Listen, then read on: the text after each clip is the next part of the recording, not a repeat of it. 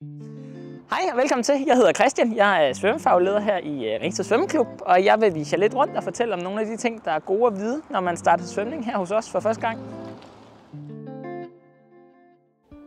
Det første, I ser, når I kommer til svømning, det er omklædningsrummene. Der er både til mænd og kvinder. Nu vil jeg vise jer, hvordan man går i omklædningen. Nu er vi kommet ind i omklædningen. Her er skabene, hvor man kan låse sit tøj og andre personlige genstande inde.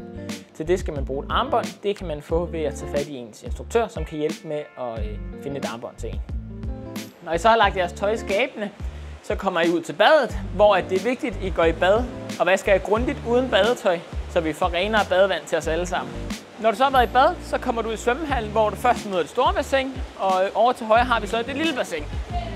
Hvis du går på lejrplads, begynder 1 eller begynder 2, skal du gå over til det lille bassin, hvor instruktøren vil møde dig. Hvis du går på nogle af vores mange andre hold, skal du gå over til det store bassin. Er du ny til svømning, må mor og far gerne være med på kanten de første 2 gange. Ellers skal de sætte sig ud i glasburet eller ned i svømmeklubben, så instruktørerne får ro og bedst mulig plads til at undervise vores dejlige svømmere.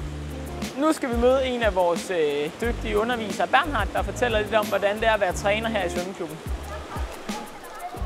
Jeg hedder Bernhard, og jeg er årgangstræner her i Ringsted Svømmeklub. Det er fedt at være træner, fordi at jeg på en eller anden måde gør en forskel i nogle unge menneskers liv, og jeg kan hjælpe dem med nogle af de ting, jeg ved en masse om, og som de rigtig gerne vil være dygtige til.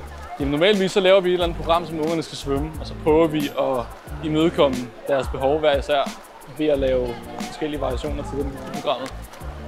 Nogle gange har vi lidt styrketræning, inden vi hopper ind og svømmer, og ellers så plejer vi at svømme et par timer, og laver alle mulige forskellige sjovt noget.